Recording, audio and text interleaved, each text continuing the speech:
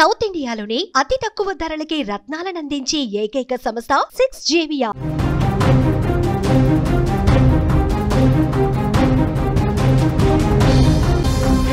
మరో big breaking news చూస్తున్నాం. నేపాల్ ప్రభుత్వాన్ని ఒక చిన్న సంఘటన కూల్చేసిందని చెప్పుకోవచ్చు. ఆందోళనకు కారణం ఒక 11 ఏళ్ల చిన్న బాలిక. మంత్రి కారు ఢీకొట్టి బాలికకు గాయాలన్నట్లుగా తెలుస్తుంది. డ్రైవర్ను 24 గంటల్లోనే విడుదల చేశారు. ఈ ఘటనతో యువతలో అసహనం పెరిగిపోయినట్లుగా కూడా తెలుస్తోంది. ఈ నేపథ్యంలోనే సోషల్ మీడియా నిషేధంతో కూడా ఒకంత ఆగ్రహం పెరిగిందని చెప్పుకోవచ్చు. ఫలితంగా నేపాల్ ప్రభుత్వం ఈరోజు కుప్పకూలిపోయిన పరిస్థితులు కనిపిస్తున్నాయి. అక్కడ ప్రస్తుతం నేపాల్లో పరిస్థితి ఎలా ఉందో అందరికీ తెలిసిందే. నేపాల్లో సోషల్ మీడియాపై నిషేధం, అవినీతి, రాజకీయ వారసత్వం లాంటి వాటికి వ్యతిరేకంగా జెన్జెడ్ యువత ప్రారంభించిన ఆందోళనలు హింసాత్మక ఘటనలకు దారితీశాయి.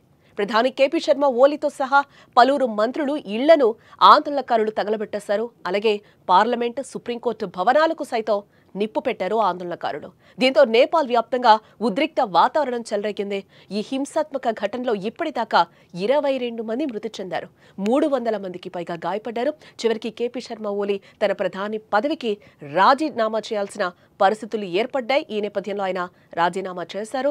అలాగే పలువురు మంత్రులు కూడా తమ పదవులకు రాజీనామాలు చేశారు. దీంతో అధికార ప్రభుత్వం పూర్తిగా అక్కడ కూలిపోయిందని చెప్పుకోవచ్చు. అయితే చాలా మంది అక్కడ సోషల్ మీడియాను బ్యాన్ చేయడం వల్ల ఇలాంటి పరిస్థితి వచ్చిందని అందరూ కూడా భావిస్తున్నారు కూడా. కానీ దీని వెనుక ఒక 11 ఏళ్ల బాలిక ఉందనే విషయం చాలా తక్కువ మందికే తెలుసు.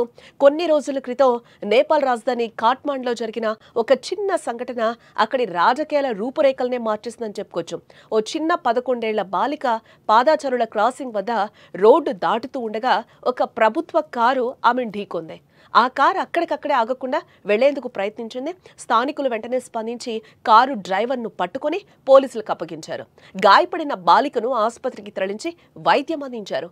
ఆమె ప్రాణాలతో బయటపడింది. కానీ పోలీసులు మాత్రం పట్టుబడిన డ్రైవర్ను కేవలం 24 గంటల్లోనే విడుదల చేశారు.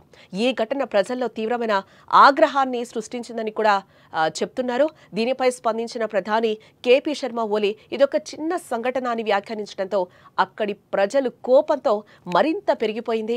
ఆ చిన్న బాలికకు సంబంధించిన ఫోటోలు, వీడియోలు కూడా ప్రస్తుతం నెట్టింట వైరల్ అవుతున్నాయి. ప్రజలు ప్రభుత్వాన్ని, రాజకీయ నాయకులను తీవ్రంగా విమర్శించడం మొదలుపెట్టారు. జస్టిస్ ఫర్ ద గర్ల్ అనే హ్యాష్-ట్యాగ్ తో పోస్టులు వేల సంఖ్యలో వైరల్ అయ్యాయి. సోషల్ మీడియాలో ప్రభుత్వానికి వ్యతిరేకంగా ఆగ్రహ జ్వాలలు ఎగిసిపడ్డాయి. ఇప్పటికే నిరుద్యోగం, వారసత్వ రాజకీయాలు, అవినీతి వంటి సమస్యలతో సతమతమవుతున్న యువతకు ఈ ఘటన ప్రభుత్వానికి వ్యతిరేకంగా నిలబడేందుకు ఒక కారణమైందని ఇక్కడ చెప్పుకోవచ్చు. తమపై పెరుగుతున్న వ్యతిరేకతను గమనించిన కేపీ శర్మ ఓలీ ప్రభుత్వం సోషల్ మీడియాపై నియంత్రణ పెట్టాలని నిర్ణయించింది. WhatsApp, Facebook, Instagram, X, YouTube వంటి అన్ని సోషల్ మీడియా ప్లాట్ఫామ్లు ఐటీ శాఖ వద్ద రిజిస్టర్ చేసుకోవాలని కూడా ఆదేశించింది. ఫేక్ న్యూస్, విద్వేష ప్రచారం తగ్గించడానికే ఈ నిర్ణయం తీసుకున్నట్లు ప్రభుత్వం ప్రకటించింది. బట్ అక్కడ గడువు ముగిసిన ఏ సంస్థ కూడా రిజిస్టర్ చేసుకోకపోవడంతో సెప్టెంబర్ 4న ప్రభుత్వం సోషల్ మీడియాపై పూర్తిగా నిషేధాన్ని విధించింది. ఈ నిర్ణయం జనరేషన్ జెడ్ యువతను మరింత రెచ్చగొట్టిందని కూడా ఇక్కడ చెప్పుకోవచ్చు. సోషల్ మీడియా నిషేధంతో ఆగ్రహించిన యువత మొన్న నిరసనలకు దిగింది. రాజధాని కాఠ్మండ్లో భారీ ఎత్తున ఆందోళనలు చేపట్టారు. పార్లమెంటు భవనాన్ని చుట్టుముట్టారు. ఆందోళనకారులను చెదరగొట్టేందుకు పోలీసులు టియర్ గాస్లు, వాటర్ కెనాన్లు కూడా వాడడం జరిగింది. పోలీసులకు యువతకు మధ్య జరిగిన ఘర్షణలో 19 మంది ప్రాణాలు కోల్పోయారు. పరిస్థితి చేయి దాటిపోవడంతో అదే రాత్రి ఓలీ ప్రభుత్వం సోషల్ మీడియా నిషేధాన్ని కూడా ఎత్తివేసింది. కానీ అప్పటికే జరగాల్సిన నష్టం కూడా జరిగిపోయింది. మరుసటి రోజు అంటే నిన్న కూడా ఆందోళనలు ఇంకా కొనసాగాయి. ఆగ్రహంతో రగిలిపోతున్న యువత ప్రధాని, మంత్రుల ఇళ్లకు నిప్పు పెట్టారు. పార్లమెంట్, సుప్రీంకోర్టు భవనాలపై కూడా దాడులు జరిగాయి. పరిస్థితి అదుపు తప్పడంతో ప్రధాని కేపీ శర్మ ఓలీ తన పదవికి రాజీనామా చేయక తప్పలేదు. ఆయనతో పాటు పలువురు మంత్రులు కూడా రాజీనామా చేశారు. దీంతో నేపాల్లో అధికార ప్రభుత్వం కుప్పకూలిపోయింది.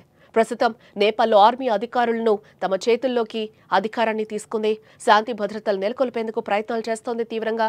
అలా ఒక చిన్న పాపకు జరిగిన అన్యాయం నేడు దేశ రాజకీయ వ్యవస్థని కూల్చేసే స్థితికి దాపురించింది. నిజానికి ఇది అధికారంలో ఉన్న వరకు ఒక గుణపాఠం లాంటిదనే చెప్పుకోవచ్చు. ప్రజలకు అన్యాయాలు చేస్తే ప్రజల ఆగ్రహం ఎంత ప్రమాదకరంగా ఉంటుందో ఈ ఘటన ప్రపంచానికి చూపించిందని కూడా చెప్పుకోవచ్చు.